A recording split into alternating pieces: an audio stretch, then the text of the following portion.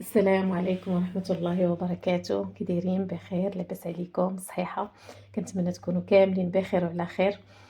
الفيديو ديال اليوم مغاير على الفيديوهات اللي سبق لي وشاركت معكم. هذا الفيديو هو قصة ديال وفاة الجدة ديالي، وهو قصة ديال أول مرة كنعرف شنو هو الموت، أول مرة كنذوق داك الطعم المر اللي بزاف منكم فيتذاقوا. بصح هذاك الإحساس صعيب مار وما كتعرفوش حتى كتجربوا. وبزاف الناس مقصحين من هذه النقطة. بزاف الناس كيتفكروا الناس اللي توفاو ليهم ما كيقدروش غير الذكرى ديالهم، غير الصورة ديالهم، شي حاجة اللي كتجبد عليهم الحدث من جديد وكيعيشوه بتفاصيله. لذلك بغيت نشارك معكم تجربتي مع وفاة جدتي، وكيفاش كانت اول مره نعرف شنو معنى الفقد وشنو معنى الموت وشنو معنى شي واحد يكون معاك في الدار وما يبقاش معاك. وفي الاخر غيكون واحد في الاخر غادي يكون واحد البلسم على هذا الجرح، غيكون بلسم اللي كلنا غنرتاحوا ملي غادي نسمعه. في الدين ديالنا كيفاش غنرجعوا هذا الالم ديالنا الى رجعناه للجانب الديني، كيفاش غنرتاحوا. المهم قصتي مع جداتي كيف ما قلت لكم، كنت كنقرا في الخامس ابتدائي. مشيت للمدرسه كيف ما ديما، وانا راجعه كنشوف بزاف الناس خارجين من دارنا. ماشي شي حاجه اللي معتاده عليها. كيفاش كنشوف هذوك الناس خارجين كلهم من دارنا وكاينين طوموبيلات واقفين. المهم كنقرب كيبان لي الناس كيخرجوا وشي ناس كيدخلوا من الدار. المهم تلاقيت مع واحد جارنا وانا نسولو، قلت لي شنو وقع عندنا في الدار، على الناس كيخرجوا من عندنا من الدار. هو يقول لي راه جداتك ماتت. ما قدرتش مازال نكمل.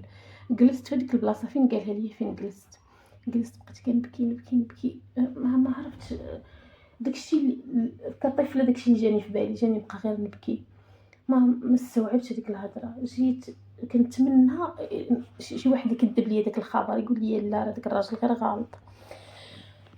وانا طالعه كنشوف با هو الاول يتلقى ليا مسكين، بقى الله يرحمه، بقى كيقول لي ما تبكيش، صافي بنتي صبري ما تبكيش، الله يرحمها، ما خصناش نبكيو عليها، راه خصنا ندعيو لها بالرحمه. صافي يعني داك الخبر بصح ماشي كذوب. انا كنتسنى شي واحد يقول لي لا، ولكن هو اكدوا لي. المهم دخلت لقيت عندنا بزاف ديال الناس، بزاف ديال العائله، بزاف ديال الوجوه، كاين اللي كنعرفو كاين اللي ما كنعرفوش. المهم الدار عامره بالناس، عامره بالناس. ما خفتش. كنت شحال هادي كنشوف الناس شي واحد ميت ولا غير شي دار فيها غير اللي بكى ما كنبغيش ندوز من حداه، ولكن هاد المره ما خفتش، حيت اللي مات شي حد عزيز. ملي كيموت شي حد عزيز ما كتخافيش منه، واخا تكوني طفله، واخا تكوني قداش ما كنتي. المهم جلسنا حداها، وجات عمتي مسكينه الله يرحمها، وهي تقول لنا انتم الدراري الصغار بقاو تقراو على امي القران. وبقينا كنقراو، مره كنقراو مره كنسكتو، كنبقاو نهضروا وحنا جالسين حداه، لان ماتت في العشيه وما دفناش داك النهار حتى الغد ليه. وبقينا جالسين، ملي كنبغيو نخرجوا نمشيو لشي بيت واحد اخر كتقول لنا عمتي مسكينه بقاو منسينا. وكنحسوا بصح راه الا خرجنا من داك البيت راه ما غنبقاوش منسينا، كندورو كنرجعوا لداك البيت. هكا دوزنا مع هذيك الليله. صافي جا الصباح، جاو ناس حدين اخرين، شي داخل شي خارج. جات ديك اللحظه اللي غيخرجوها. صافي واحد موقف واحد اخر، وكتشوف شي واحد كيفاش خارج وانت صغير وكتحاول تفهم وكتقول وصافي بحال هكا واش هادي الدنيا. صافي كنخرجوا منها ما كنتلفتوش في الناس اللي عززنا علينا واللي كنخافوا عليهم، وكنمشيو كنبقاو نوصيو عليهم وكيقطع علينا امتى نرجعوا عندهم. دابا كنخرجوا ما كنتلفتوش فيهم. وانا صغيره استوعبت هاد النقطه، قلت الموت قدر الله وفوق كل شيء، ما كتجيش شي حاجه فوق منه. صافي الانسان واخا يكون ما عادش شكون عنده عزيز في ديك الدار، ولا ما عادش هو اش كيملك، ولا مبقاش عنده لا حول ولا قوه. صافي كيخرج وما كيتلفتش. قاصحه بزاف. وانا حاسه بكل واحد فقد عزيز، حاسه بكل واحد فقد غالي، أحس بكل واحد فقد الكبدة ديالو، والديه. صعيبة بزاف الصراحة. و وفي الليل ومهم ملي داوها صافي وداك الشي غيدفنوها، بقينا كنبكيو حنايا، بقينا كنبكيو، وكيجي عندنا با ما كتنساش ليا هاد الصورة، كيجي عندنا كيقول لنا ما تبكيوش، الله يرضي عليكم ما تبكيوش، وهو كيبكي.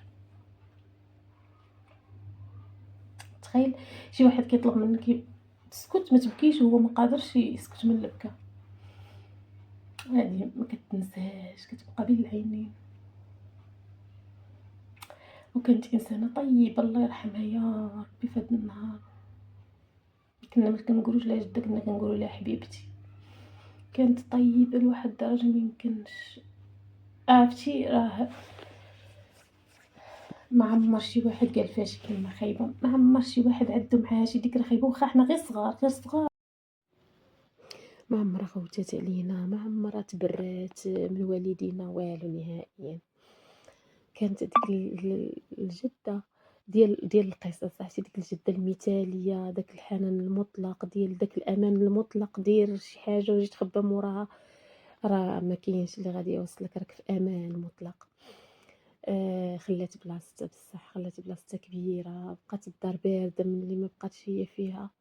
كان با ولا مي ملي كيمشيو يعزيو شي ناس، كنبقاو حنا دايرين بيها، كندورو بيها، بحكم هي ما كانتش مسكينه كتحرك يديها ورجليها، ما كتقدرش تحرك بزاف، كنا حنا كنبقاو دايرين بيها. آه، صعيب تفقد شي واحد عزيز عليك، كتبقى دائما كتفكرو، كدعي معاه، مره كتبكي.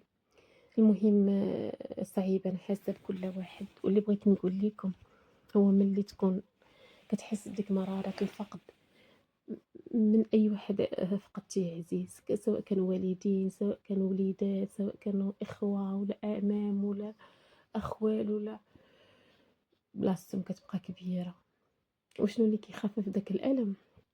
فاش كتعرف أن الرسول صلى الله عليه وسلم كلهم ذاقهم هاد الألم كلها عاشها، وبأن كيتشارك مع كل واحد فينا.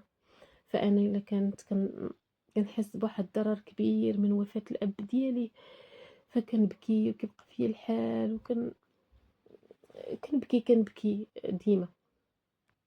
ولكن كنتفكر بأن الرسول صلى الله عليه وسلم مات باه هو في البطن ديال الأم ديالو. كاين واحد عاوتاني قلبه كيضر على الوفاة ديال الأم ديالو ملي كيتفكرها. وكذلك الرسول صلى الله عليه وسلم راه ماتت الأم ديالو وهو مازال طفل صغير. توفى الجد ديالو اللي كان سند ليه، من بعد توفى العم ديالو. جات واحد الفترة وتزوج وولد وليداتو عبد الله والقاسم وإبراهيم، وتوفاو واحد مورا الآخر. ومن بعد عاوتاني بناتو حتى هما توفاو في الحياة ديالو، ما عدا فاطمة الزهراء اللي بقات موراه. لاله فاطمة الزهراء رضي الله عنها هي اللي بقات موراه. فهو تشارك معنا كاع انواع الفقد، وهو اسوتنا ورسولنا، وهو حبيب الله. فالله تعالى ما كياخذ لنا شي عزيز، راه ماشي بغانا نتعذبوا. فرا الرسول صلى الله عليه وسلم حبيب الله، ومع ذلك حس بألم الفقد وبكى على الناس اللي فقد. والله يجمعنا بهم في الجنة يا رب، وحنا مؤمنين وكنآمنوا بأن عندنا حياة وحدة أخرى. فالله يجمعنا بهم، والله يجمع كل غالي وكل واحد فقدناه وكل واحد عزيز علينا، يا رب يجمعنا به في الجنة. وهذه آخر كلمة غنقول لكم. والإنسان راه مهما غيحب الناس ومهما راه غيجي واحد النهار غنتفارقوا معاهم. دائما احنا مع الناس العزيز علينا ماشي غنتشائموا، ولكن كان كاين واحد الحديث كيقول الرسول صلى الله عليه وسلم: أحب من شئت فإنك مفارق. ما استحضرتش دابا الحديث، ولكن المهم الإنسان راه مهما كيبغي شي واحد في الدنيا راه غيفارقو، لابد كيجي الفراق. ماشي نشوفوها بواحد النظرة ديال التشاؤم، ولكن غير باش نعرفوا بأن هكا الدنيا راه فيها هاد الألم. والله نعم علينا بالنسيان، راه كيتخفف داك الألم مع المدة. مرة على مرة كيبقى يخافوا الله عز وجل، والله يجمعنا بهم في الجنة. هذه آخر كلمة غادي نقول لكم. الله يجمعنا بالأحبة ديالنا وبحبابنا وبوالدينا، الله يجمعنا بهم في الجنة يا رب. هذه هي القصة ديالي مع فقد الجدة ديالي. كنتمنى نكونوا عشنا أحاسيس مشتركة مع بعضياتنا، وهذا هو حال الدنيا. والله الله يصبر كل واحد، الله يصبر كل واحد، وخليك قريب من الله. الحاجة الوحيدة اللي تخفف عليك هذاك الألم الفقد، خليك قريب من الله. وهذا الشيء اللي كاين. والسلام عليكم ورحمة الله، إلى فيديو قادم إن شاء الله.